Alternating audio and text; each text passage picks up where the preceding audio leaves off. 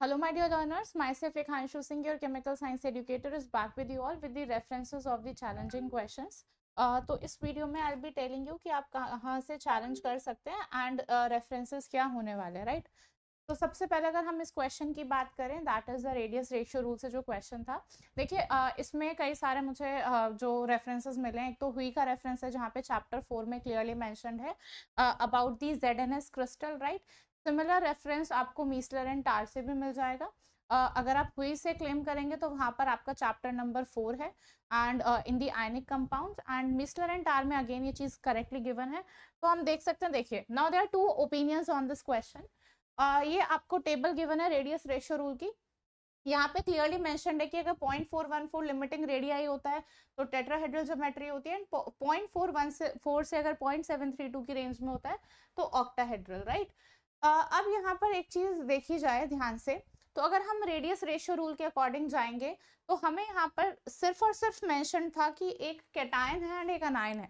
अब हमें कैटायन और अनायन मेंशन नहीं था, बट यहाँ पे मेंशन है, देखिए क्लियरली मेंशन एग्जांपल 7.3 में कि अगर हम ZNS क्रिस्टल की बात करते हैं, जिंक सल्फाइड, तो यहाँ पर कैटायन का रेशियो 74 होता है, 170, 0.435 इसका क्या होगा, रेडियस रेशियो रूल से आंसर आएगा। But for the coordination number 4, तो यहाँ पर इसका कोऑर्डिनेशन नंबर 4 होता है क्योंकि जो जिंक का आयन है उसका साइज बहुत छोटा होता है कि वो ऑक्टाहेड्रल वॉइड में जाकर फिट होता है। तो ये तो एक एक्सेप्शन हो गया, राइट? कि अब जो जिंक का जो कैटायन है उसका साइज इतना छोटा है कि वो टेट्राहेड्रल में जाएगा। तो यहाँ पर हमें मेंशन नहीं था कि they are talking about zinc sulphide, ठीक है? तो एक तो इसका अगर हम ये क्लेम कर सकते हैं यहाँ पर कि ऑब्जेक्शन भाई एक बार अराइज कर सकते हैं कि भाई क्योंकि कैटायन और अनायन मेंशन नहीं था, अदरवाइज तो फिर इस अकॉर्डिंग तो आप देखोगे तो ये टेबल भी ऑब्वियसली अगर हम रेडियस रेशियो रूल से निकालेंगे तो फिर तो हमारा आंसर मतलब कोऑर्डिनेशन नंबर 6 ही आएगा। तो अगर आप रेडियस रेशियो रूल से निकालोगे तो ये आएगा, एंड ये इसका एक्सेप्शन था। तो उसके लिए हमें आई थिंक यहाँ पे लैटिस मेंशन होना चाहिए था कि they are talking about Zn+2 and S2 negative, तो ये जस्टिफाइड था। ये यहाँ पे मेंशन नहीं है तो यहाँ पर ये जस्टिफाई नहीं होना चाहिए, तो इसीलिए से क्लेम ऑब्जेक्शन रेज कर सकते हैं यहाँ पर, क्योंकि हमें कैटायन और अनायन मेंशन नहीं थे। तो ये चीज यहाँ पर हो सकती है, ठीक है? एंड दूसरा भाई हमारा ये वाला क्वेश्चन था, इसका मैंने 2 बार आपको ऑलरेडी सोल्यूशन करके बता रखा है कि इसका ऑप्शन 2v/3 आएगा। अब देखो इसका डायरेक्टली किसी भी रेफरेंस बुक में ऐसा कोई मेंशन नहीं है कि वहां पे डायरेक्टली 2v/3 हो, बट हाँ इसका मेथड गिवन है। तो अगेन हम यहाँ पे मैक्वेरी से क्लेम कर सकते हैं, ठीक है? मैक्वेरी की यूनिट नंबर 8 अप्रोक्सीमेशन मेथड्स में जाएंगे तो वहां पर भी गिवन है कि फॉर एग्जांपल एक बॉक्स है जिसमें जो पर्टर्बेशन है वो 0 से a लेंथ में दे रखा है, 0 v0/a, राइट? एंड यहाँ पे देन इंफिनिटी ये अप्रोक्सी पोटेंशियल ये है, यहाँ पोटेंशियल v0x/a है। तो इस तरीके से गिवन है कि यहाँ पे हम पर्टर्बेशन यहाँ पर क्या है, v0 × x/a, ठीक है? कि यहाँ पर कितना पर्टर्बेशन कराया है इन्होंने, vx कराया है। तो ये चीज यहाँ पे मेंशन्ड है इस एग्जांपल में, तो हमने उसके करस्पॉन्डिंग पर्टर्बेशन के करस्पॉन्डिंग यहाँ सॉल्व किया है, तो इधर v0/2 आया है, ठीक है?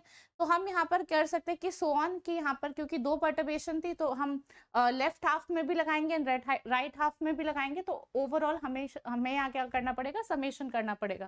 तो हमारी सिंपली v/2 नहीं आएगी, हमें दोनों हाफ के लिए निकालना पड़ेगा। तो वो आप नीचे सोल्यूशन करके बता सकते हैं एंड रेफरेंस लगा सकते हैं इसका यहाँ से, पेज नंबर 401 रहेगा, राइट?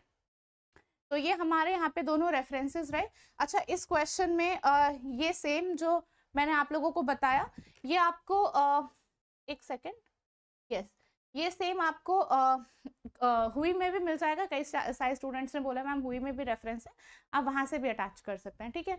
अगेन इस पर मैं यही बोलूंगी कि अगर कैटायन और अनायन मेंशन होता तो it would have been more perfect. अब क्योंकि सिंपली कैटायन और अनायन लिखा है तो फिर हम according to the radius ratio rule that is table से ही जाएंगे, एंड अगर कैटायन और अनायन मेंशन करा होगा तो हम स्पेसिफिक लैटिस की बात करेंगे कि उसमें क्या ऑक्यूपेंसी है, राइट?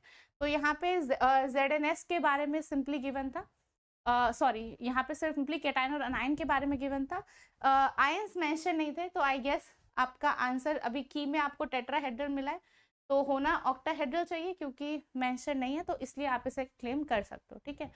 एंड बाकी तो जो हमारा फाइनल आंसर की में आएगा आपका स्कोर कार्ड तभी पता लगेगा, ठीक है।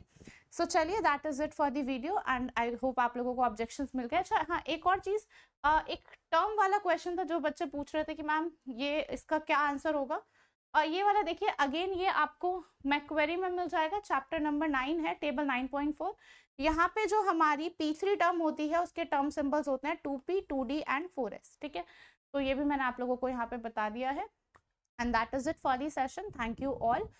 इसका रेफरेंस है अगेन डोनाल्ड मैक्वेरी एंड ये जो आपको बुक है देख सकते हैं आप, टेबल 9.4 एंड ये आई गेस मैंने जो मेरा टेलीग्राम ग्रुप है केमस्ट्रिंग बाय लेखांशु मैम वहाँ पे भी मेंशन किए हुए हैं, ठीक है, केमस्ट्रिंग बाय लेखांशु मैम। तो जिसको भी रेफरेंस चाहिए मैंने वहाँ पर भी अपलोड कर दिए थे and you guys can check from here also.